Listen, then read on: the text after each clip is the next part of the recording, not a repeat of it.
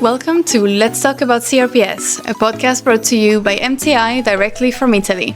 We will talk about the latest news and treatments, patients' experiences, and exclusive interviews of CRPS experts. Don't forget to subscribe to our YouTube channel and visit our website crps-treatment.com. Let's take off! Hi, this is your host Emilie. For this episode, I'll be switching roles and I'll be the one being interviewed by StoryTime, an Italian radio.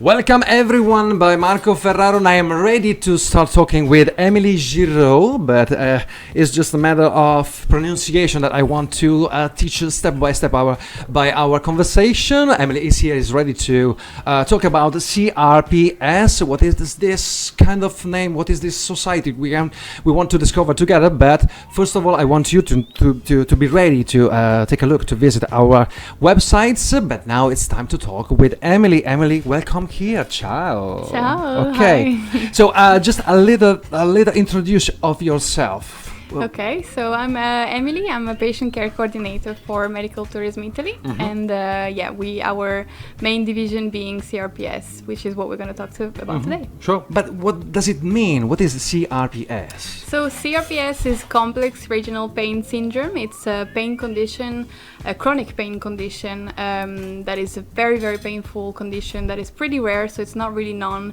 nor talked about, especially in the countries that have a lot of cases like America. It's divided in two different types so far. So we have CRPS type 1, which is the most common one, and then CRPS type 2, which is the one that affects a nerve in the initial injury of the condition. Okay. Can you tell me something more deep about pain conditions? So pain condition, chronic pain, chronic is defined by a condition that lasts or occurs or comes back on a period of 3 months or more. So any pain condition that lasts 3 months or more is defined as chronic. So as CRPS, fibromyalgia, or even arthritis. Okay, can you describe the effect, the pain, the specific pain of CRPS? So CRPS, actually there is a pain scale that is called the McGill pain scale, and CRPS has been put on the complete top of it, which means it's set higher than actual birth, like childbirth, Sure. or even amputation.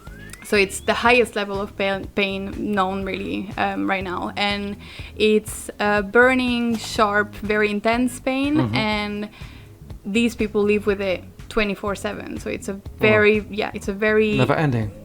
It's never ending.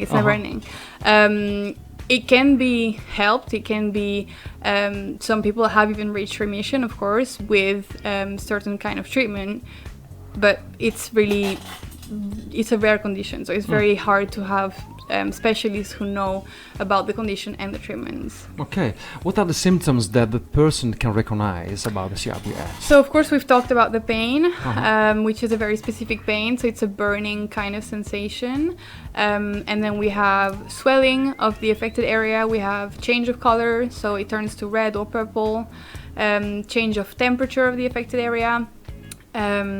We have, muscle loss, we have muscle pain, and the sensation of pins and needles, which is what they call, and just this burning sensation that people feel. There's a wide range of symptoms, but these are the most common ones. Okay, Emilie, some specific areas of the muscles, or? So no, it's affecting a specific area. It happens after an injury or maybe a surgery. Most of the people that we've seen, it's maybe a surgery or a sprained ankle or a broken bone, a fracture or something. So something happens after an injury, and the actual process of it's kind of difficult to explain or understand it, but there's a pain that is felt that is not normal after the unusual surgery. It's unusual, so it shouldn't be there, and the level of pain shouldn't be there after the surgery or after the actual injury itself. Okay.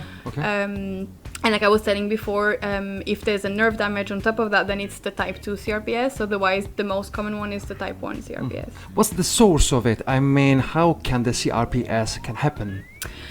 That's also another point that is very difficult to answer. Even recognize it. scientists are pretty confused on how exactly it's happening, what exactly is behind the arrival of the actual disease itself. We just know that it's a very inflammatory reaction. So a lot of the work that has to be done is anti-inflammatory on the affected area and on the body itself. Sure, for sure. What are the treatments for it? For sure. So the problem with rare diseases is that a lot of them don't have treatments or cure. Right now in America, which is where 90% of our patients come from, they have different kind of treatments. They have the ketamine infusions, they have nerve blocks, they have spinal cord stimulators, and another wide range of, kind of treatment that unfortunately are working on kind of hiding the pain or helping with the pain, but for a short amount of time, which means they have to be repeated. Or it's very invasive, like the spinal cord surgery. It's a very invasive thing. These treatments are not used here because here in Italy we have the Neridronate treatment, which is was discovered and patented here by an Italian doctor, which is why right now it's the only country that has this treatment. And of course it's not invasive whatsoever. Okay, I'm curious about what are the first dialogue you start doing with the people facing the CRPS? So usually we have people, unfortunately being the other side of the ocean, we have people who have been fighting the disease for quite a long period of time already because they hear about the treatment in Italy so far along the line. So they get in touch with us and they just kind of ask us information on the treatment and how to get started. And then, our goal is kind of understanding exactly their specific case and try to create something around the Neridronate, but really for every single patient. Okay. Emilie, what does Neridronate mean? So Neridronate is it's a drug, it's a bisphosphonate drug, which is the one that I was telling you before. That was discovered and patented here in Italy, and for now it's the only actual drug treatment that is recognized by a government for the treatment of CRPS. And it's been about 8 years now that it's on the market, let's say. And it's been about 8 years that we do have international patients here to welcome them, to kind of help them going through this, because we are the only place in the world right now having this treatment for CRPS. Okay, what are the 360 treatment plans for the future? So the 360 treatment plan is something that we've created with a lot of the specialists I work with, a lot of the medical teams I work with. It's based on the Neridronate infusions, but it's really working on precision medicine, so making sure that we create a treatment plan that is adapted to every single patient, just so that we give them the most chances possible to have a good chance of remission or recovery.